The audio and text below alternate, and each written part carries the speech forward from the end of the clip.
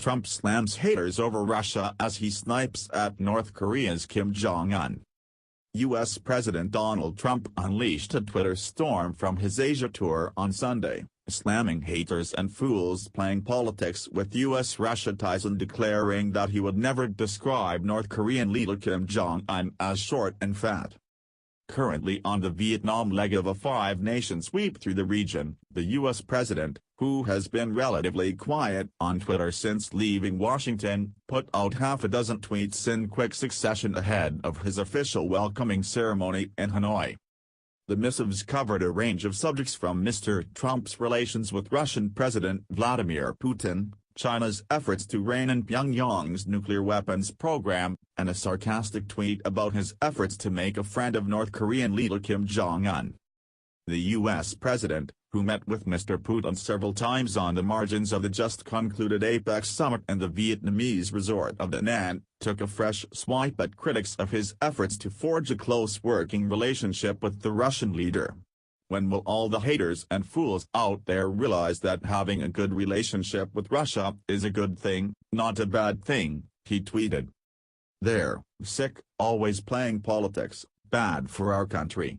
I want to solve North Korea, Syria, Ukraine, terrorism, and Russia can greatly help, he added.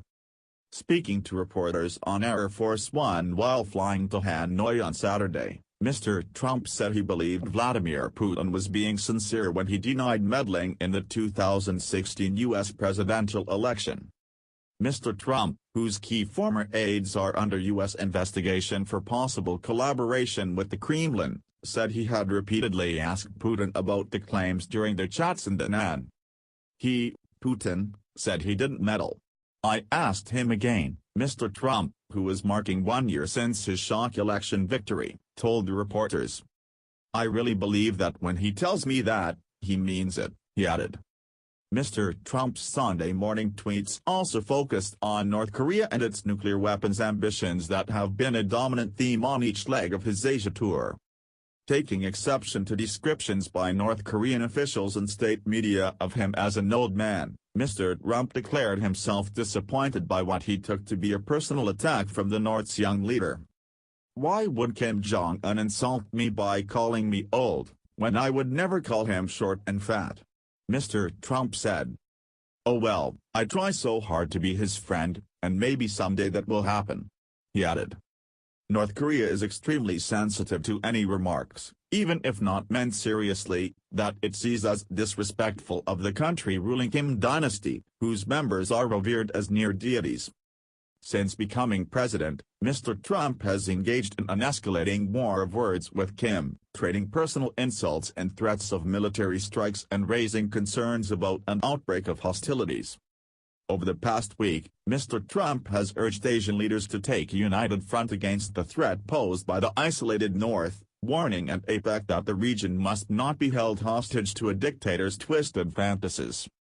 Late Saturday, Pyongyang hit back, calling his Asia trip a warmonger's visit for confrontation and saying it would only serve to accelerate Pyongyang's push for nuclear statehood. In another tweet Sunday, Mr. Trump said Chinese leader Xi Jinping had agreed to toughen sanctions against North Korea, whose impoverished economy is hugely reliant on trade with China.